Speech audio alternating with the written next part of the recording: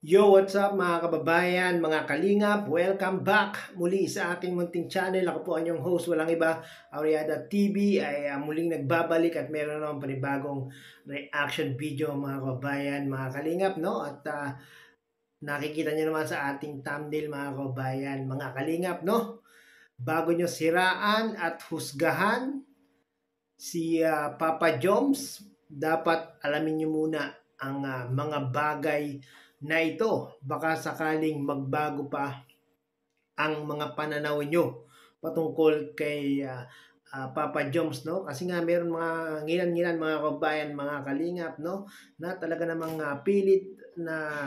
pilit pa rin sinisiraan, pilit pa rin binabash, hinuhusgahan itong si Papa Joms mga kababayan, mga kalingap, no? Meron pa nga mga nagsasabi na ito si Papa Joms ay ginagamit lang daw itong si Carla at para daw lang makakuha ng mga sponsor, no? Yan po yung mga mangilan-ngilan na malimit na aking nababasa sa aking mga comment section. Grabe talaga mga kababayan, mga kalingap, ang mga paninira nila dito kay Papa Joms. Kasi itong mga basher mga kababayan, mga kalingap, talagang wala naman talagang kaalam-alam kay Papa Joms. Basta lang ang alam na lang nila yung Kalingap serye. Ang alam lang nila siraan si Papa Joms, husgahan, i-bash si Papa Joms mga kababayan, mga Kalingap. Talagang wala silang kaalam-alam sa pagkatao ni Kalingap Jomar. Kaya mamaya mga kababayan, mga Kalingap, meron akong ipi-play na video na kung saan malalaman natin ang pagkatao ni Papa Joms mga kababayan, mga kalingap, no? Pero bago po ang lahat, nais ko po muna kayong batiin isang mapagpalang araw ng Biyernes po sa ating lahat. Nawa ay nasa mga mabubuti po tayong mga kalagayan habang pinapanood ang video na ito, no? At mega love shoutout Kuya Bal Santos Matubang, Kalingap Rab, Ate Edna Vlogs, Kalingap Jomar Vlogs. Sa mga hindi po nakasubscribe sa kanilang mga channel, baka naman paki-subscribe po para lagi po kayong updated sa kanilang mga video upload sa araw-araw, na sa ganun ay mas makatulong po tayo sa kanilang programa at handikain. Yan po ang paglingap sa ating mga kababayan, no? At syempre, kung bago ka po sa aking munting channel, baka naman paki-subscribe nyo po para lagi po kayong updated sa mga ginagawa kong ganitong mga reaction video patungkol nga po sa team Kalingap. At po humingi ng pabor, baka pwede pong like ang video na ito para mas marami pang makapanood. So yun na nga mga kabayan, mga kalingap, no? Bago nyo siraan at husgahan itong si Papa Joms, dapat alamin nyo muna ang mga bagay na ito. Baka sakaling magbago pa ang pananawin nyo. Let's watch this mga kababayan, mga kalingap.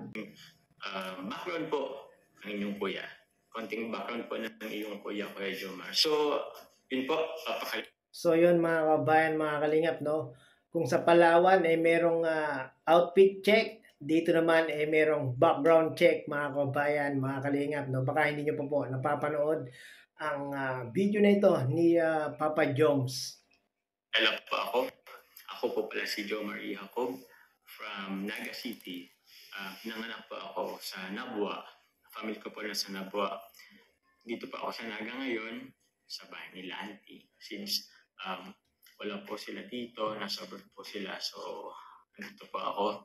I am second eldest po pala sa Second eldest pala si Papa Joms sa magkakapatid mga kababayan, mga kalingap. Alam nyo ba yon? Baka hindi pa, no? Ngayon, meron kayong info, no? kapatid. 8 po kaming magkakapatid. 8. Si mama na lang po ang dito. Si papa po is wala na po siya. Patay na po siya since 2021. Bago-bago lang pala mga kabayan, mga kalingap, namatay ang papa ni Papa Joms, no? Halos 3 years lang mga kabayan, mga kalingap.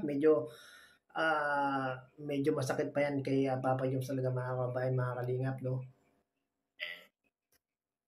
Nagkaroon po kasi siya ng COVID. So, isa po siya sa tinamaan ng COVID. And unfortunately po, Ay grabe, COVID-19 na victim pala itong, papa ni, Papa Joms. Grabe ang dami talagang pinahirapan ng, COVID na 'yan mga kababayan, mga kalingap. Po, namatay po si Papa. So, yun po. I'm second eldest po sa walong magkakapatid. Second Bunso po eldest. namin, elementary pa. So, yun. And thankful din po ako na yun, kahit wala na po si Papa, yung auntie and uncle ko po, mga auntie ko po na nasa abroad, yung kapatid ni Mama is, yun po, financially po, nagsusupport po sa amin. Yun, buti na lang mga kababayan, mga kalingap, talagang yung mga, uncle, yung mga auntie nila Papa Joms ay, napaka-supportive din mga kababayan, mga kalingap. For support, nasa support. Lahat po ng support, binibigay po sa amin. Sa mga auntie and uncle ko po pala dyan yung nasa abroad, shout out po sa inyo, and din po kayo palagi. Educational background. So, elementary days, grade 1 to grade 3, dun po ako nag-aral sa USAN, then grade 4 to grade 6, nag-aral po ako and nag-graduate po ako sa Nabua Central Pilot School. First year to second year high school sa Nabuhay, third year and fourth year high school sa Kamhay, Commercial High School. Ayan mga kababayan, mga kalingap, nalaman na natin yung mga pinagpasukan na paaralan ni Papa Joms, no? Cool. Then college po ako, dito po ako nag-graduate sa BISCAS po, Bicol State College of Applied Sciences and Technology. Graduated of Bachelor of Science in Industrial Technology. So batch 2015 po ako.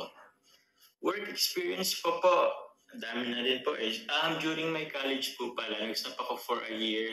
Nagtrabaho ko for the first time, first job ko po as crew sa isang fast food chain sa Jollibee po. Then after po ako mag-work. Grabe mga kabayan, mga kalingap. Naalala ko yung Jollibee na yan, no? First time kong mag-apply sa isang trabaho, sa isang kumpanya. Ay grabe, na-reject ako dyan mga kabayan, mga kalingap sa Jollibee. Nag-stop ng 1 year, balik aral po ulit ako, and then nag-graduate po ako ng college. So after college po, nag-work po ako sa Watson, sa Bench, then Suzuki, Toyota, and Mitsubishi, and after Grabe mga kabayan, mga kalingap, no? Talagang napakaraming napasukan na ni Papa Joms na trabaho, no? Para lang talagang makatulong sa kanyang mama at sa kanyang mga kapatid, no? Mitsubishi po, nag-pandemic, and until now, wala pa akong work. So, magtatanong po, paano ko sila nakilala? Paano ko nakilala si Kalinga Prab, si Kuya Wilson Patubang? Well, ito po ang konting storya po. Yan, maraming gustong malaman yan, Papa Joms, no? Paano ka nga ba napunta sa Team Kalingap?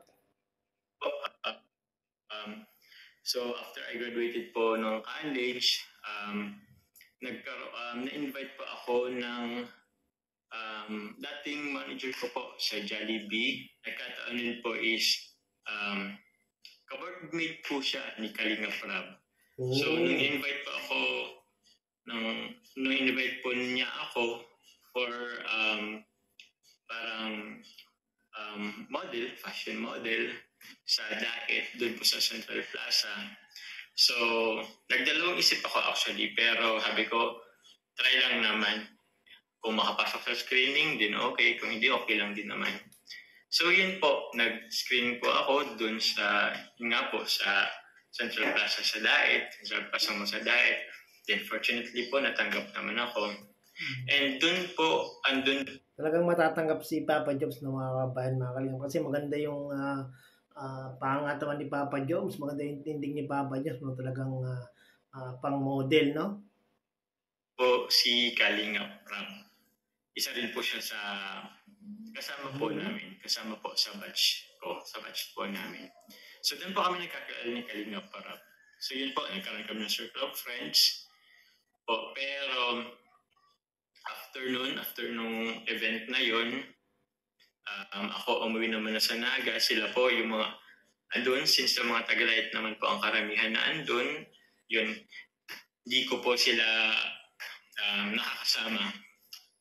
Then, syempre, since magkaibigan naman na kami dati ni Rob, kahit pa paano nagkakausap, kahit hindi masyadong nakikita. Nung nag-work po ako as sales agent po sa Suzuki, isa po siya sa narilisan natin ng sasakyan. Kliyente si Rob. So, doon ko po nakilala po ang kanyang mama at papa, sila Kuya Bal Santos Matubang at si Ate Edna Matubang. So, doon ko po sila nakikita. Meron pa akong picture na nahanap kahit pa paano, papakita po, andito po yun. Yan po si Kalinga Prat, kasama ko. Tapos ito naman po, sila po family. Sila Kuya Bal Santos Matubang, Ate Edna, tapos si Kalinga Prat. So, yun po. Yan ko po sila unang nakilala. Hilig. Ano po bang mga hilig ko?